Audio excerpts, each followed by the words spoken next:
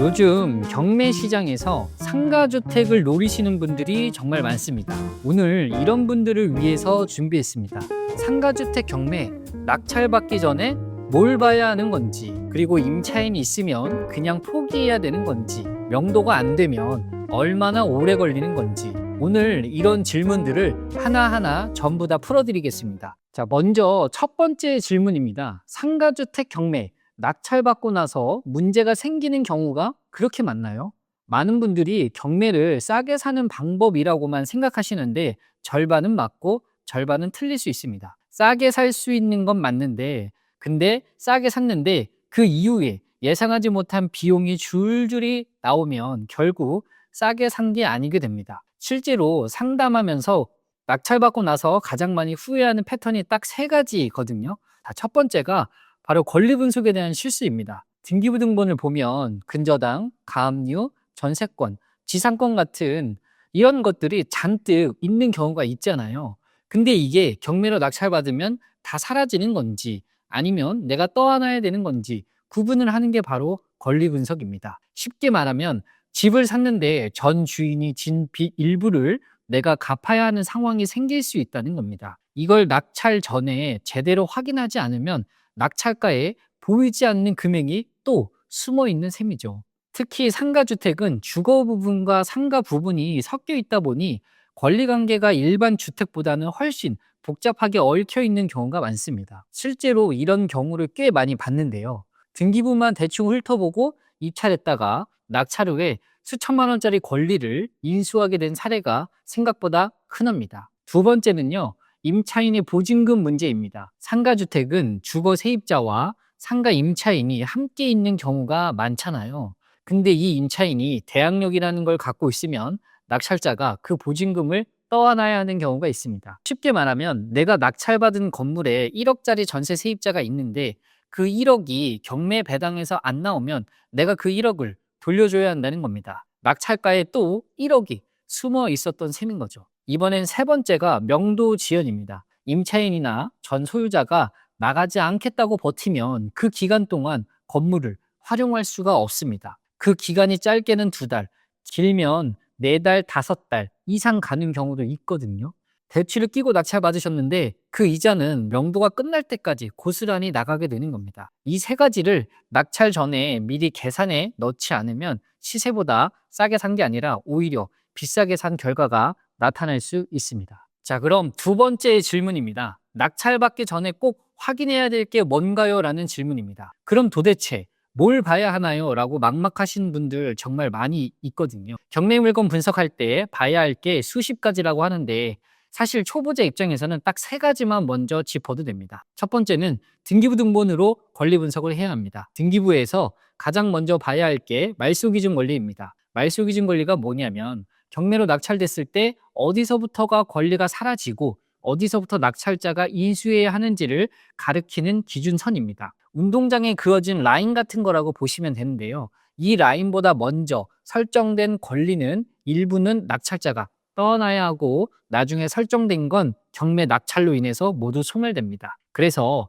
근저당, 가압류, 전세권, 지상권 같은 항목들이 말소 기준보다 앞에 있는지 뒤에 있는지를 반드시 확인하셔야 합니다. 이게 헷갈리면 법원 경매 사이트에 올라온 매각 물건 명세서를 꼭 확인하시면 됩니다. 인수되는 권리가 뭔지 명확히 명시되어 있거든요. 두 번째는 임차인 현황을 직접 눈으로 확인해야 합니다. 서류상 임차인만 믿으시면 안 됩니다. 서류에는 없는데 실제로 점유하고 있는 사람이 있는 경우가 꽤 있습니다. 임차인 확인할 때에는 두 가지를 같이 봐야 하는데요. 하나는 전입일자, 다른 하나는 확정일자입니다. 전입일자는 그 임차인이 언제부터 대항력을 갖췄는지 보여주고 확정일자는 배당을 받을 수 있는 권리가 언제 생겼는지를 보여줍니다. 이 두 날짜 중에서 전입신고 날짜가 말소기준 권리보다 앞이냐 뒤냐에 따라서 보증금을 낙찰자가 인수하느냐 경매 배당으로 처리되느냐가 결정되기도 합니다. 가능하면 현장에 직접 가서 우편함, 주차 차량, 불 켜진 창문 같은 것들도 같이 확인해 보는 게 좋습니다. 집행관이 작성한 현황조사서에도 꼭 읽어보시고 현장 방문 당시 실제 점유 상황이 기록되어 있습니다. 세 번째는 매각물건 명세서와 감정평가서를 꼼꼼히 읽어봐야 합니다. 매각물건 명세서에는 법원이 직접 작성한 문서로 인수해야 되는 권리나 임차인 현황이 정리되어 있고, 여기에서 매수인이 인수할 권리 항목에 뭔가 적혀 있다면 그게 바로 낙찰후 내가 떠안아야 하는 내용입니다. 아무것도 안 적혀 있다면 그나마 깔끔한 물건이라는 신호가 되겠죠. 감정평가서에는 토지와 건물의 현재 상태를 전문가가 평가한 문서입니다. 건물 노후도, 위반 건축물 여부, 토지 용도 지역 같은 정보가 담겨 있습니다. 특히 상가주택은 불법 증축이라든가 용도 변경이 되어 있는 경우가 종종 있는데요. 이게 나중에 이행강제금이라든가 철거 명령으로 이어질 수 있습니다. 낙찰받기 전에 반드시 꼭 확인하셔야 합니다. 이 세 가지만 제대로 확인해도 낙찰 후 큰 리스크를 미리 걸러낼 수 있고요. 서류 한 장 더 들여다보는 수고가 수천만 원짜리의 실수를 막아줄 수 있습니다. 세 번째 질문인데요. 임차인이 있는 상가주택은 낙찰받으면 안 되는 건가요? 라는 질문입니다. 그러다 보니 임차인이 있으면 무조건 피해야겠다 하시는 분들도 많으실 텐데, 임차인이 있다고 해서 다 위험한 게 아닙니다. 오히려 임차인 유형에 따라서는 안정적인 수익을 바로 가져갈 수 있는 경우도 있습니다. 대항력이 없는 임차인이라면 리스크가 낮습니다. 대항력이 없다는 게 뭐냐면 근저당권 설정일 이후에 들어온 임차인이라는 겁니다. 즉 말소 기준 권리 이후에 들어온 임차인이라는 거죠. 이런 경우는 경매 배당 과정에서 임차인 보증금이 처리되거나 낙찰자가 따로 인수해야 되는 의무가 없습니다. 명도 협의만 잘 되면 훨씬 깔끔하게 처리됩니다. 소액 임차인이라면 오히려 예측 가능할 수 있습니다. 주택임대차 보호법상 소액 임차인은 최우선 변제권이라는 걸 가지고 있습니다. 쉽게 말하면 경매 배당에서 다른 채권자보다 먼저 일정 금액을 가져갈 수 있는 권리입니다. 이 금액은 지역마다 다르지만 서울 기준으로 5,500만 원 이하의 보증금이면 최우선 변제 대상이 됩니다. 이 경우는 보증금이 낙찰가에서 빠져나가는 구조라서 낙찰자가 추가로 더 부담할 건 없습니다. 반면 이런 임차인은 조금 조심하셔야 합니다. 근저당보다 먼저 들어와서 대항력을 갖추고 보증금도 큰 임차인이 있는 경우입니다. 예를 들어 1층 상가 임차인이 2억짜리 임대차 계약을 근저당보다 먼저 맺었고 그 2억은 낙찰자가 인수해야 합니다. 이런 경우는 낙찰가가 아무리 저렴해 보여도 실질 취득 비용을 다시 계산해 봐야 합니다. 결론적으로 임차인 유무보다 임차인 권리가 어떻게 되어 있느냐를 봐야 한다는 거죠. 이걸 파악하는 게 바로 상가주택 경매에서 가장 핵심적인 요소입니다. 네 번째 질문인데요. 낙찰받고 나서 바로 명도가 안 되면 어떻게 되나요? 라는 질문입니다.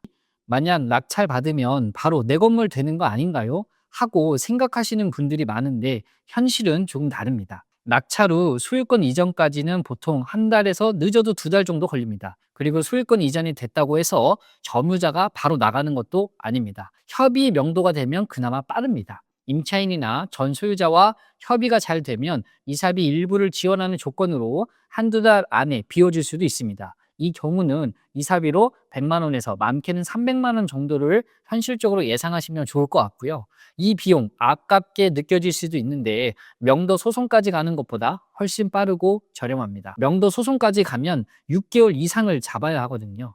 버티는 임차인이 있을 경우에 인도명령 신청이라는 걸 할 수 있습니다. 이건 별도 소송 없이도 낙찰자가 신청할 수 있는 절차인데 통상 한 달에서 빠르면 일주일 이내로 결정이 나기도 합니다. 하지만 이마저도 상대방이 이의를 제기하거나 집행 자체를 방해하면 강제 집행까지 가야 하고, 그러면 전체적으로 석 달에서 6달은 좋게 걸릴 겁니다. 그 기간 동안 건물의 수익은 제로인 상태가 되는 거죠. 임차인이 나가야 월세를 받든 리모델링을 하든 할 수 있는데 명도가 지연되는 동안은 아무것도 못합니다. 만약 그 건물을 취득을 위해서 대출을 받으셨다면 이자까지 계속 나가게 되는 상황이 되는 거죠. 대출금 이자가 한 달에 300만 원, 400만 원이라면 명도 지연이 석 달이 되면 900만 원 이상이 그냥 날아가게 되는 겁니다. 그래서 경매 물건의 낙찰가만 보지 마시고 명도까지의 시간을 비용을 반드시 계산에 넣으셔야 합니다. 이걸 미리 계산한 사람과 그렇지 않은 사람과의 결과는 완전히 달라지겠죠. 다섯 번째 질문입니다. 그럼 상가주택 경매 초보자들도 도전할 수 있는 건가요? 라는 질문입니다. 여기까지 들으셨다면 상가주택 경매는 나한테 너무 어렵겠다 싶은 분들도 계실 겁니다. 그 마음 충분히 이해합니다. 근데 솔직히 말씀드리면 상가주택 경매는 고수만 하는 영역이 아닙니다. 단 조건이 있겠죠. 권리 분석을 혼자 하려고 하지 마시고 처음부터 모든 걸 혼자 분석하고 하면 당연히 막힐 수밖에 없습니다. 처음 한두 건은 법무사나 경매 전문가의 도움을 받아서 권리 분석을 같이 해보는 걸 추천드리고요. 비용이 조금 들더라도 잘못 낙찰 받아서 수천만 원을 날리는 것보다 훨씬 안전하게 시작할 수 있습니다. 그리고 물건 수를 많이 보세요입니다. 실제로 입찰은 하지 않더라도 법원 경매 사이트에서 매주 물건을 보고 스스로 분석해보는 연습을 꾸준히 하다 보면 물건 보는 눈이 자연스럽게 생길 수 있습니다. 이 물건은 왜 유찰됐을까?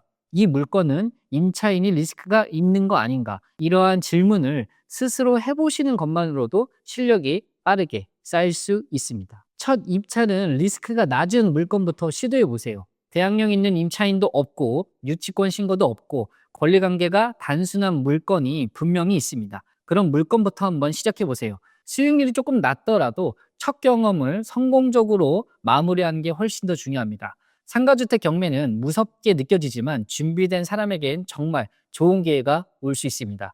오늘 말씀드린 세 가지 등기부등본 권리분석, 임차인 유형에 대한 명도 기간 비용을 계산하는 거, 이것만 머릿속에 놓고 시작하시면 됩니다. 오늘 상가주택 경매에서 꼭 알아야 될 핵심 내용들을 정리해봤습니다. 경매는 준비 없이 뛰어들면 위험하지만 제대로 공부하고 들어가면 일반 매매보다 훨씬 유리한 조건으로 부동산을 취득할 수 있는 방법입니다. 같이 건물에 관한 경매 공부하는 카톡방을 만들어 놨거든요.